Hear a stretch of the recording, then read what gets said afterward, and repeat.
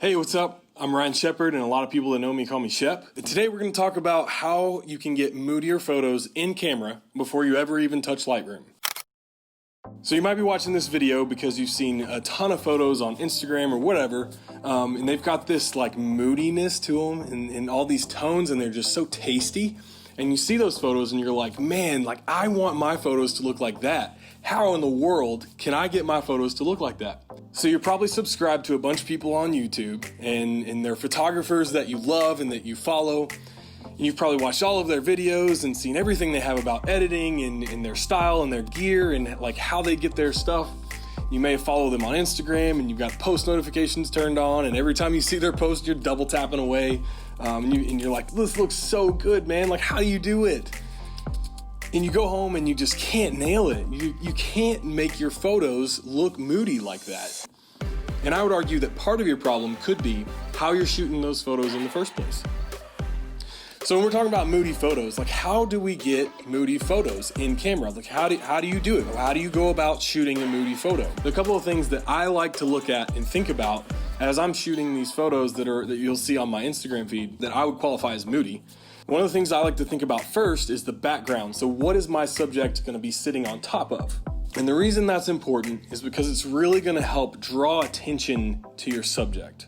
It's really going to help either create contrast or it's going to complement whatever your subject is. So it could be something that's the same type of material as your subject, or something that looks completely different but looks really good with it.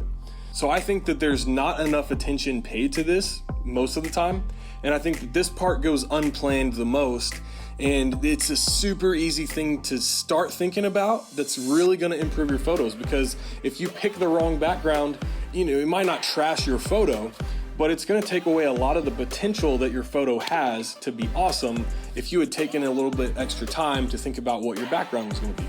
Some things you can think about with backgrounds is texture. What is the texture of your background? I'm going to be shooting on my office desk right here. It's got this dark wood, it's got a lot of grain, and it's got a lot of scratches, so it's aged. In photos, if you light it well, it looks super, super moody, and it looks really distressed. And that plays well with a lot of the type of photos that I shoot. So some other things you could shoot on is, any type of old wood. So like an old wooden floor, an old wooden like ammo box or a chest or anything like that. Maybe some concrete with some scratches or cracks in it. Literally anything. Some old fabric, some canvas, some stained canvas, that's aged. Really anything with texture that's going to complement or contrast against your subject. And so I would encourage you to just start planning that to when you think of your subject. So today I'm actually going to shoot, my brand new CRKT. I've got the new Overland, and that just came in the mail the other day, and I'm super stoked about that. And so it's got this stainless steel scale on this side, and it's got a G10 OD green type of color on this side. So it's kind of very versatile in the kind of photos you can get. You can just flip it over and you can get one, you can flip it over and you can get a different photo. So I'm going to be using that, but think about what you're shooting and what is going to look well under it. And then you can put all this stuff in beside it later, and you also need to plan that stuff as well. So let's go to me creating a scene. I'm gonna put the tripod up, and I'm just gonna kind of let you see what I'm doing. Okay, so I've got my desk. It's kind of messy right now, but this is what I'm gonna shoot on, like I said earlier. So I'm gonna get it ready. I'm gonna let you guys see kind of how I'm doing that. I got my box of props here, just a bunch of junk that's in here. So I'm gonna go through here, kind of find some things that I like that I think will go well with this photo. So just follow along and have fun.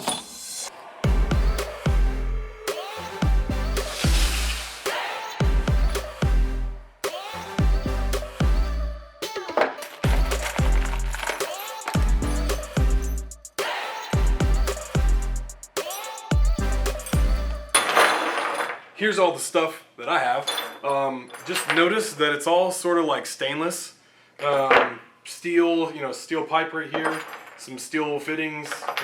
This is kind of like a brassy look to it, but I think it'll be a nice little pop in the photo. But yeah, just a bunch of junk that looks meaningless now, but when we plug it into this photo, I think it's gonna look fire.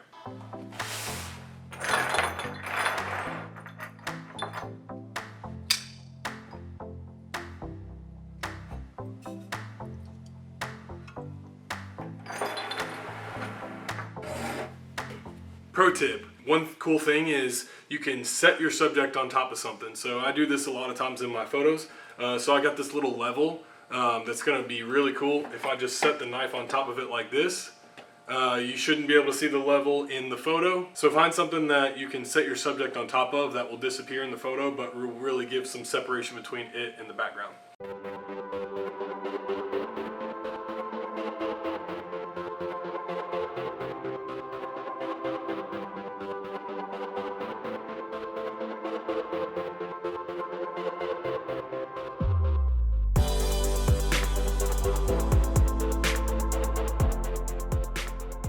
The second thing that I want to talk about is lighting.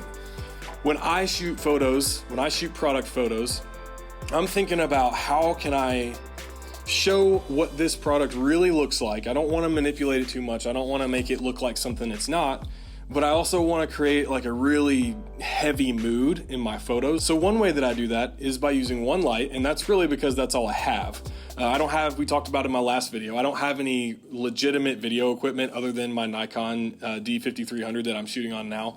And I've got this desk lamp right here that's really, it's not professional, but it's awesome. It's an LED lamp. It's got multiple color temperatures to choose from. It slides. You can slide your finger around and it goes from 100% to 0 and it fades well. It also tilts, pans, does all kinds of things. Cool. So I like to set that up at like a 45-degree angle and get it really close so that it really puts like a harsh light on my scene.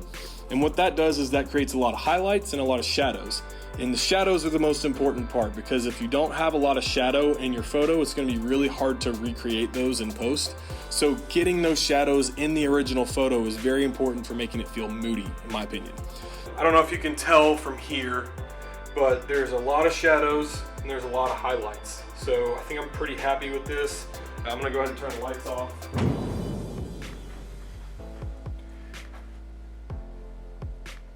There you go. So there's a lot of highlights and a lot of shadows in this photo. You can see that things are kind of, there's different heights of things and there's different textures a little bit.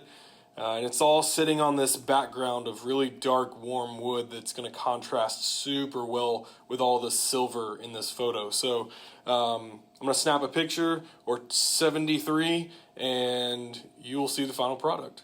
So after lighting, you want to think about your camera settings. So you're shooting generally in a low light setting when you're doing moody types of photos. So you think about low light in cameras, you've got to have a long shutter speed. So you're gonna want to bump that puppy way down. With this slow shutter speed, what that's going to do is allow a lot more light in so that you don't have to have a ton of light to begin with, and that's really going to help with your moody photo.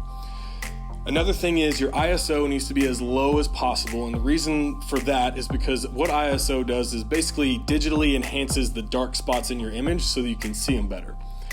And the bad thing about that is that you don't want your camera to digitally enhance anything. You want just the straight raw photo, whatever it sees is whatever it gets, because when you start digitally enhancing things in your photo, in the camera, it's going to start creating noise and grain in there that's just not going to look good unless that's what you're going for. And the third thing you want to think about is your aperture. So in moody photography, in my photography, I really enjoy like a really shallow depth of field. So I really think that helps create that mood when you have something in focus and something that's not super far away from it is way out of focus. And then it just gets way more out of focus and then starts to bokeh at some point. But one thing that you need to think about is that your aperture doesn't just control how much is in focus. Your aperture also controls how much light is coming into your camera.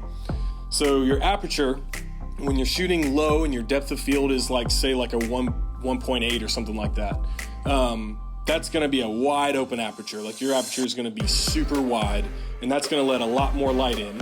So therefore, you're also going to have a shallower depth of field. So you're not going to be able to play around a lot with your focus. You're going to have to get it just perfect to get that in focus. So the smaller your aperture goes, it's going to let less light in, but it's also going to really widen your depth of field. Like you're not going to have to pinpoint your focus as much because a lot of your field is going to be in focus.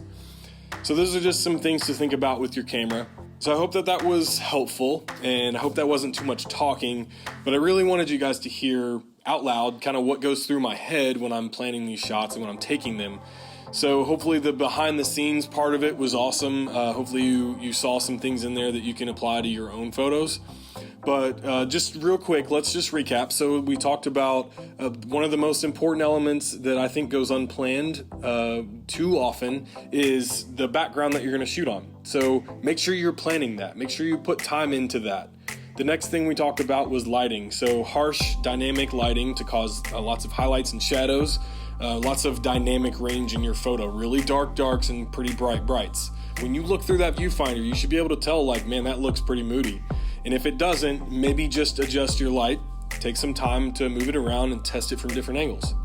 The other things we talked about were some camera settings that you guys need to keep in mind. So your slow shutter speed, low ISO, and a wide open aperture, as much as you can get it. Let me know if there's anything I wasn't clear on. Let me know if there's anything else you'd like me to cover in this area, specifically on moody photos. I don't know. I've got a whole list of videos that I want to shoot, or that I want to get to. Problem is I have a full-time job, and I also do logos on the side as well. So, I could do some design tutorials if you want to, maybe making some basic logos for your Instagram profiles, things like that.